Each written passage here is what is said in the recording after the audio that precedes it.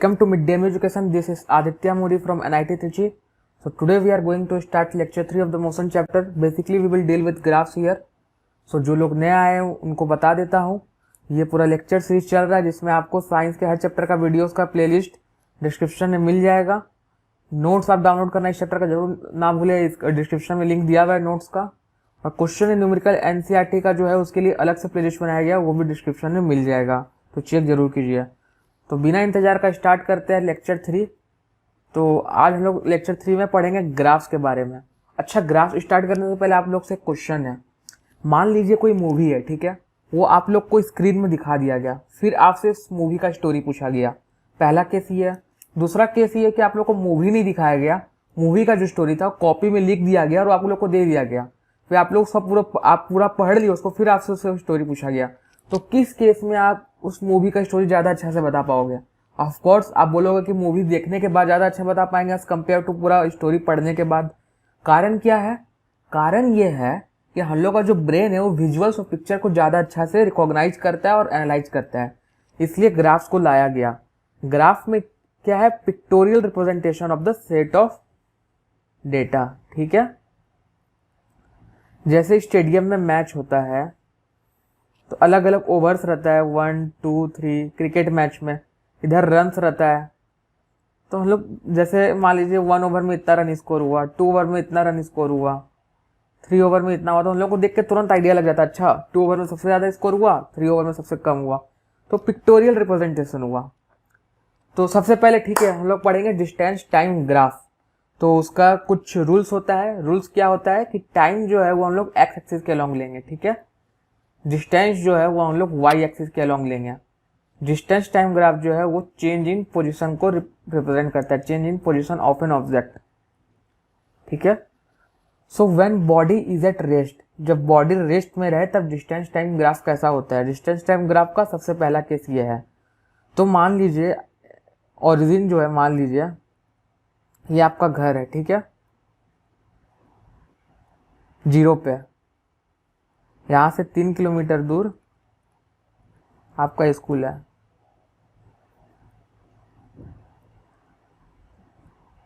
ठीक है। तो मान लीजिए आप अपने घर पे रुके हुए हो, आप जो हो अपने घर पे रुके हुए हो, कहीं बाहर जा नहीं रहे हो, तो आप रेस्ट में हो, जहां पहले था वहीं बाद में भी हो, थोड़ा देर बाद भी वहीं पर, आपका पोजीशन एक ही जगह है। तो जैसे जैसे समय चेंज हो रहा है कि आपका पोजीशन चेंज हो रहा है? नहीं। तो इसका ग्राफ कैसा बनेगा? अ straight line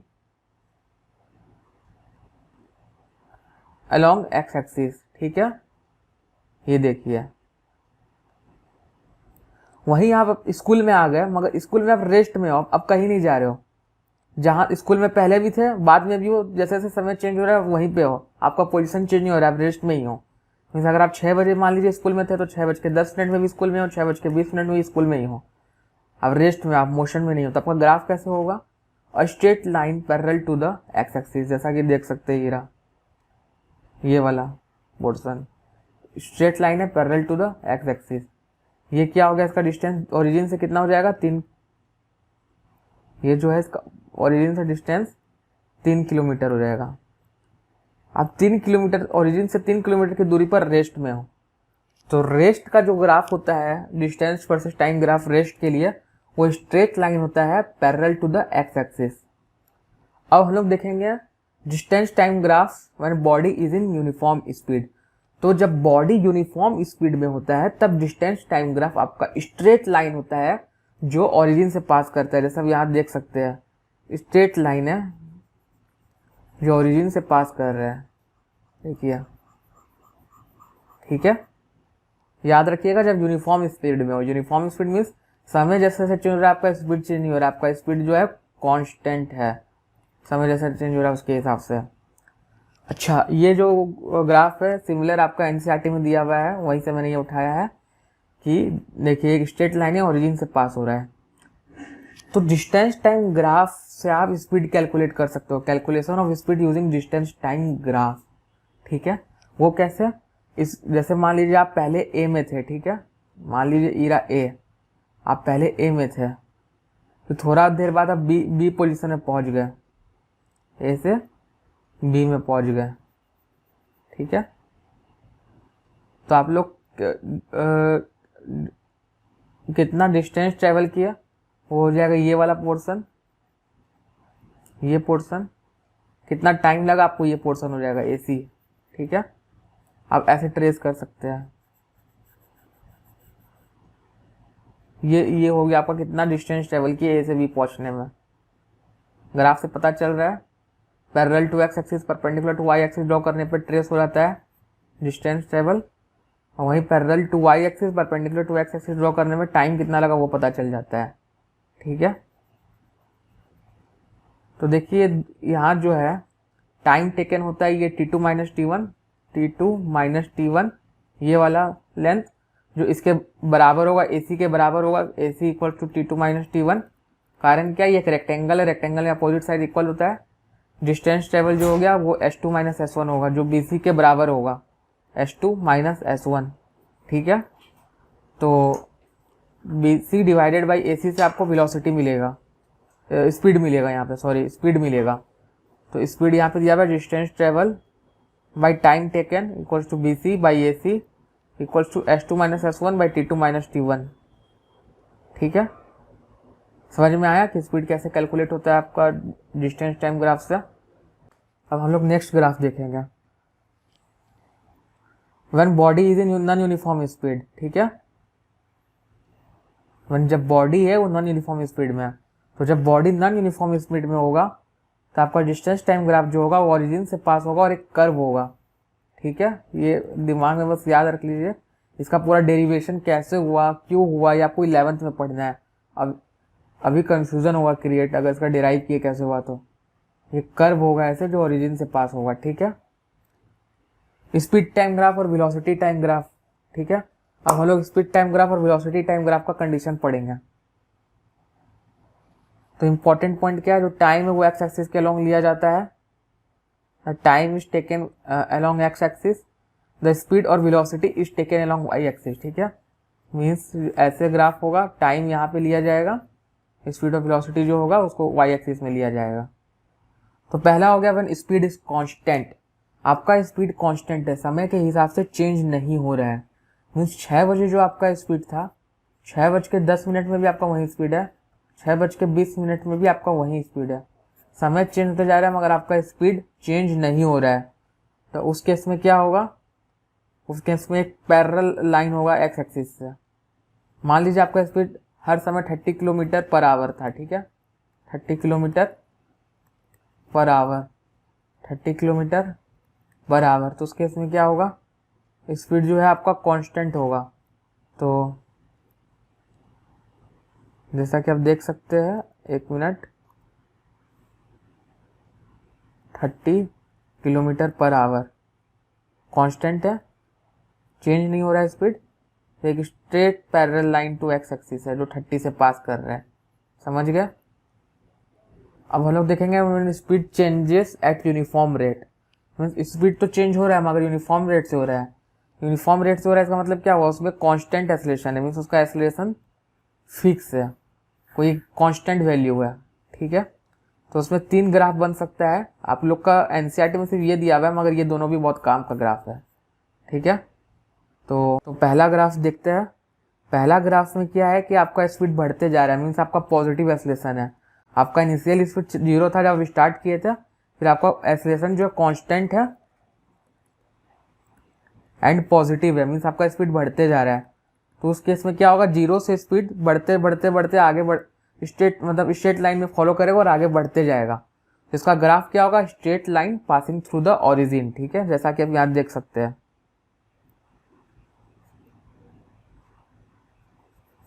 straight line passing through the origin. चलिए ठीक है, अब दूसरा ग्राफ देखते हैं। जब आपका इनिशियल स्पीड जो है 0 नहीं हो, इनिशियल स्पीड का कुछ वैल्यू हो, ठीक है, और आपका एक्सेलरेशन अभी भी कांस्टेंट और पॉजिटिव है, कांस्टेंट एंड पॉजिटिव, अभी भी आपका एक्सेलरेशन जो है कांस्टेंट और पॉजिटिव है, तब क्या होगा, इनिशियल स्पीड मान लीजिए यहाँ पे कुछ था, तब ये स्ट्रेट लाइन होगा बी से जो आपका था और सीधा जाएगा ऐसे। ठीक है, क्योंकि आपका इनिशियल स्पीड, जैसे यहाँ देखिए, इनिशियल स्पीड आपका कुछ था, मान लीजिए इनिशियल आप 10 किलोमीटर पर सेकंड से थे, 10 किलोमीटर पर आवर से, सॉरी सेकंड नहीं, इधर टाइम इधर स्पीड, ठीक है, ऐसे है। और आपका स्पीड बढ़ते जा रहा है पॉजिटिव कांस्टेंट एक्सीलरेशन से, तो ये ऐसे होगा। इस केस में क्या था, यहाँ पे 0 था इनिशियली, इसलिए आपका यहाँ से पास हुआ था ऐसे। मगर इस केस में क्या, आपको पहले से कुछ है स्पीड, इसलिए आपका यहाँ से स्टार्ट हो रहा है, ठीक है। अब हम लोग अगला केस देखते हैं, when acceleration is negative. Acceleration जब आपका नेगेटिव हो, जब आपका एक्सीलरेशन जो होता है नेगेटिव होता है, तो क्या होता है, स्पीड डिक्रीज करने लगता है। स्पीड जो होता है वो डिक्रीज करने लगता है, ठीक है। तो स्पीड डिक्रीज हो जाएगा।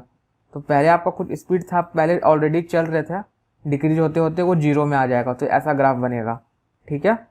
तो एक एग्जाम्पल से इसको समझाते हैं। मान लीजिए आप घर से बाइक लेके निकले, आपका घर में जब आप स्टार्ट कर रहे थे बाइक घर से निकलते वक्त जस्ट, तब उस समय आपका वेलोसिटी 0 था, एक्सीलेटर लिए आपका स्पीड बढ़ गया, ठीक है।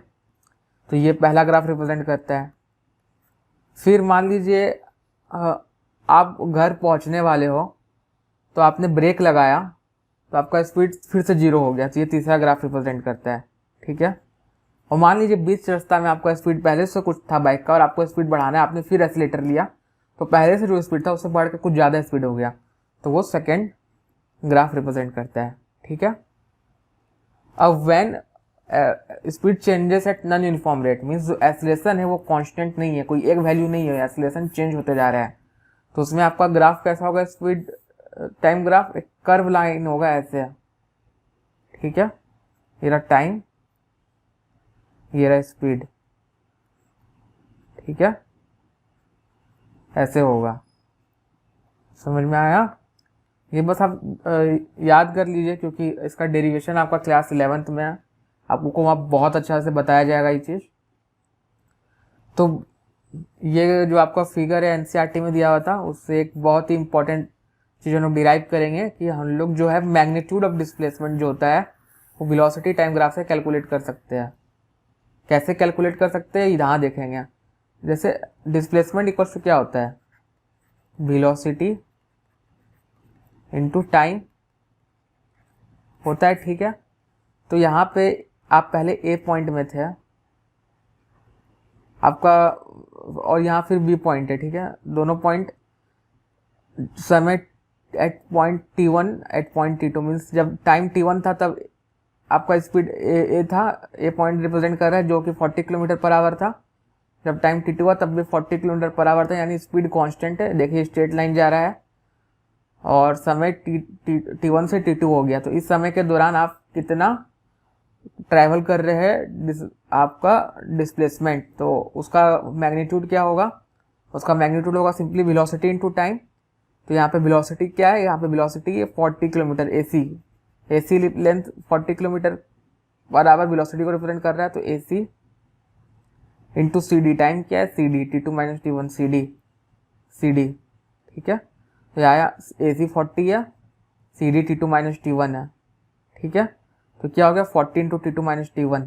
मगर एट द सेम टाइम आप देख रहे हैं एसी इंटू सी डी, तो लेंथ इंटू ब्रेथ हो गया रेक्टेंगल ABCD का। तो रेक्टेंगल ABCD क्या हो गया, एरिया हो गया। रेक्टेंगल ABCD का क्या हो गया, एरिया हो गया, लेंथ इंटू ब्रेथ। तो एक तरह से आप तो ये एरिया कैलकुलेट कर रहे हैं रियलिटी में। तो इससे हम लोग को क्या पता चलता है कि कोई भी वेलोसिटी टाइम ग्राफ दिया हुआ है, ये टाइम है, ये वेलोसिटी है, आपको किसी दो टाइम के बीच में पूछा कितना डिस्टेंस ट्रेवल हुआ, ये T1 है, कोई भी किसी भी शेप का T2 है, सिंपली उसके अंदर का एरिया निकाल लेना है आपको। इससे डिस्प्लेसमेंट पता चल जाएगा, मैग्नीट्यूड ऑफ डिस्प्लेसमेंट पता चल जाएगा कितना ट्रेवल हुआ। जैसे यहाँ देखिए ये एनसीईआरटी में फिगर दिया हुआ है, इसमें हम लोग कैसे कैलकुलेट किया, टाइम T1 से T2 के बीच में कितना मैग्नीट्यूड ऑफ डिस्प्लेसमेंट कवर हुआ, ये हम लोग को निकालना है। तो यहाँ हम लोग ट्रेस किया, सिंपल सीधा ट्रेस कीजिए। अब हम लोग को ये एरिया निकालना है, ठीक है। ये एरिया दो चीज़ को मिलके बना, ये राइट एंगल ट्रायंगल हो गया,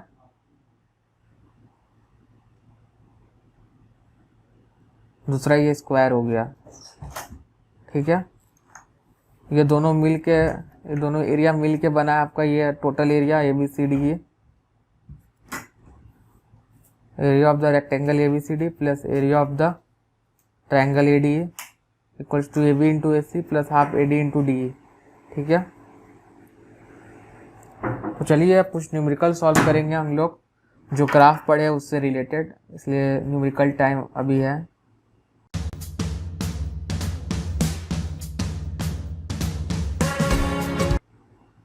तो पहला देखिए, आपको ये ग्राफ दिया हुआ है, ठीक है, इसमें आपको स्पीड बताना है from A to B, from B to C, from C to D। देखिए क्वेश्चन बैग पढ़ लेता हूँ अच्छा सा। Graph below shows the position of a body at different times, calculate the speed of the body as it move from A to B, B to C and C to D। ठीक है, तो देखिए A to B move किया ऐसे, A to B, तो A to B move किया तो आपको स्पीड बताना, तो स्पीड क्या होता है? स्पीड होता है डिस्टेंस अपॉन टाइम। तो पहला केस में स्पीड होगी, डिस्टेंस क्या हो गया BC, ये जो BC नहीं मीन्स ये जो लेंथ हो गया, C तो आगे बढ़ गया, ये लेंथ हो गया, ये कितना आ रहा है 3 आ रहा है 3। टाइम कितना हो गया, ये लेंथ हो गया, ये कितना आ रहा है 5 माइनस 2, 5 माइनस 2, तो क्या आ गया 3/3 equals to 1 metre per second. ठीक है, अब सेकेंड देखिए, सेकेंड में क्या है, ये आपका जो है डिस्टेंस टाइम ग्राफ है। ठीक है, डिस्टेंस टाइम ग्राफ। सेकेंड में आपका पूछ रहा है B टू C, ये B है, B टू C, तो B टू C में तो पोजीशन का कांस्टेंट है, चेंज नहीं हो रहा है, तो 0 होगा। आप देख भी सकते हैं C में भी 3 था, B में भी 3 है, 3 माइनस 3, पहले भी 3 था, बाद में भी 3, B पोजीशन में भी 3 था, C के दौरान भी 3 था। समय आपका भले चेंज हो गया 7। ठीक है, तो ये कितना हो गया 0। अब तीसरा हम लोग देखते हैं,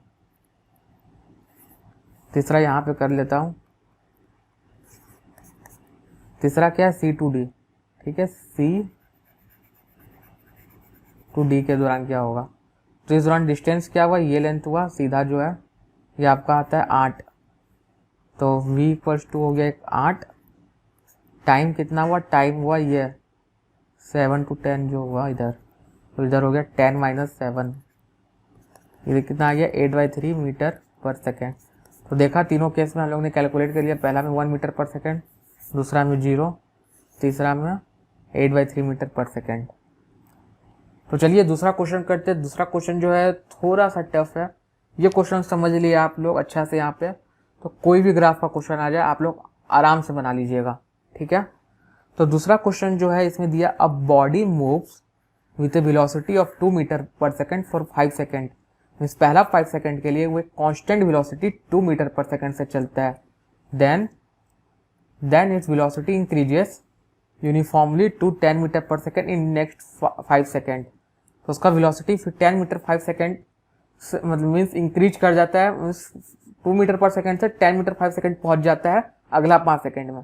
पहला 5 second constant 2 meter per second से चल रहा है, फिर अगला 5 सेकेंड में 2 मीटर पर सेकेंड से 10 मीटर पर सेकेंड पहुंच जाता है। ठीक है, thereafter its velocity begin to decrease at uniform rate until it come to rest after 5 second. उसके बाद जो उसका वेलोसिटी वो डिक्रीज होना चालू होता है, ठीक है, एक यूनिफॉर्म रेट से जब तक तब अगला 5 सेकेंड तक होते रहता है। ठीक है, जब तक वो रेस्ट में नहीं आ जाता है। ठीक है, रेस्ट में आ जाता है मीन्स जब तक उसका वेलोसिटी 0 नहीं हो जाता है। कोई चीज़ का वेलोसिटी 0 होगा तभी तो रेस्ट में होगा, मतलब तभी तो वो रुका हुआ होगा। तो इसका आपको पहला क्वेश्चन ये दिया है, plot a velocity time graph for the motion of the body. Velocity time graph बनाना है, तो चलिए कोशिश करते बनाने का। ये मान लीजिए पहला 5 सेकेंड, ये 10 सेकेंड, ये 15 सेकेंड। पहला 5 सेकेंड 2 मीटर पर सेकेंड से चलता है, मान लीजिए 2 मीटर पर सेकेंड यहाँ पे है, तो स्ट्रेट गया 2 मीटर पर सेकेंड। अगला 5 सेकेंड में 10 मीटर पर सेकेंड पहुंच जाता है, तो मान लीजिए ये 10 मीटर पर सेकेंड है और वो 10th सेकेंड में पहुंच जाता है। तो पॉइंट को ट्रेस कीजिए, ये पॉइंट आया तो स्ट्रेट लाइन हो जाएगा। अगला 5 सेकेंड में वो 0 हो जाता है, तो ये 0 है। 15 सेकेंड में 0 हो जाता है, तो ट्रेस हुआ, इसको आप स्ट्रेट लाइन खींचिए, तो ऐसा ग्राफ होना चाहिए। ठीक है, पहला कांस्टेंट, फिर 5 सेकेंड में 10 तक बढ़ गया, इधर देख सकते हैं, फिर अगला 5 सेकेंड में रेस्ट में आ गया। तो देखिए आंसर, यही आंसर दिया हुआ है, कॉपी में मैंने इसे अच्छा से बनाया था। ठीक है, अब दूसरा क्वेश्चन क्या है? दूसरा क्वेश्चन है from the graph the find the total distance covered by the body after 2 second and 12 second. ठीक है, इसमें आफ्टर की जगह 2 बिटवीन लिख दीजिए, बिटवीन, आफ्टर काट के बिटवीन 2 सेकेंड एंड 12 सेकेंड। तो इसमें कैसे होगा, आपको पहले 12 सेकेंड तक कितना डिस्टेंस ट्रेवल हुआ वो निकालना है। ठीक है, ये निकालिए, D2 हो गया आपका 12 सेकेंड तक कितना हुआ, फिर 2 सेकेंड तक कितना वो निकाल लीजिए। ठीक है, तो D2 माइनस D1 से आपका क्या हो जाएगा, 12 और 2 सेकेंड के बीच में कितना वो निकल जाएगा। तो कैसे निकलेगा, तो आपको बताए थे एरिया अंडर कर्व से डिस्टेंस और डिस्प्लेसमेंट निकाला जा सकता है। ठीक है, ये वेलोसिटी टाइम ग्राफ दिया, आप बोलोगे कि वेलोसिटी टाइम ग्राफ से जो डिस्प्लेसमेंट का मैग्नीट्यूड निकलता है, तो यहाँ डिस्टेंस की पूछा है, तो डिस्टेंस और डिस्प्लेसमेंट सेम होता है जब एक ही डायरेक्शन में बॉडी स्ट्रेट ट्रेवल करे। तो यहाँ पे वैसा ही केस है, मान लेना वैसा ही केस है। ठीक है, तो डिस्टेंस कवर्ड निकालते हैं हम लोग। तो पहला हम लोग निकालेंगे body moved after 2 second, 2 second में बॉडी ने कितना कवर किया, तो वो क्या होगा, ये एरिया होगा। देखिए ये वाला एरिया होगा, एरिया कितना, 2 × 2, तो यहाँ पे दिया हुआ है 2 × 2 = 4 मीटर। ठीक है, और फिर अगेन टिल 12 सेकेंड कितना ट्रेवल किया वो ऐसे निकालना है, एरिया टिल 12 सेकेंड तक निकालना है। तो ये किसका किसका एरिया होगा, पहला एरिया होगा आपका ये जो पूरा रेक्टेंगल है, यहाँ पूरा जो रेक्टेंगल है OAED, ये पॉइंट O हो गया, ये पॉइंट की एक पेन का कलर चेंज करके बताते हैं, ये पॉइंट O हो गया O, ये पॉइंट A हो गया, ये पॉइंट E हो गया, ये पॉइंट D हो गया। तो पहले इस रेक्टेंगल का एरिया निकालेंगे। ठीक है, फिर area of triangle BEF, triangle BEF जो है ये B हो गया, B, ये हो गया BF, इस ट्रायंगल का एरिया निकालेंगे। फिर एरिया ऑफ DHGI, ये D है, ये H है, ये G है, ये I है, टिल 12 सेकेंड तक पूछ रहा है, DHGI ये निकालेंगे। फिर एरिया ऑफ ट्रायंगल FHG। ठीक है, तो ये FHG हो गया, इसका एरिया निकालेंगे। तो देखिए टिल 12 सेकेंड जो है आपका टोटल एरिया निकल गया, 12 सेकेंड तक ही निकालना था, पूरा नहीं निकालना था। 12 सेकेंड स्ट्रेट लाइन पढ़िए, तो ये जितना एरिया आता है यहाँ से लेके यहाँ तक, टोटल एरिया आप लोग सम कर करके निकाल लिए। ठीक है, और 2 सेकेंड का भी निकाल लिए, 2 सेकेंड का जो यहाँ तक होता है वो अलग से निकाल लिए, यहाँ तक ये वाला एरिया।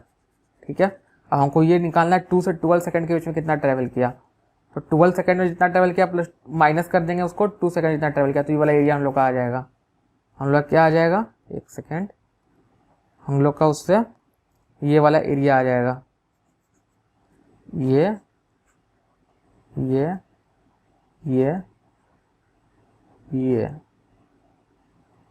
एरिया आ जाएगा। ठीक है, यही आंसर होगा, total distance between 2 and 12 second के बीच में कितना ट्रेवल किया। तो ये जैसे आया 56 आया, ये 4 आया, तो आपका आंसर होगा 56 - 4 = 52 मीटर। ठीक है, आपका आंसर क्या होगा, आपका आंसर होगा 52 मीटर। ठीक है, चलिए ये लेक्चर यहीं पे समाप्त करते हैं। अगला लेक्चर में हम लोग इक्वेशन ऑफ मोशन पढ़ेंगे जो बहुत ही इंपॉर्टेंट है, तो आप लोग जरूर अटेंड कीजिएगा।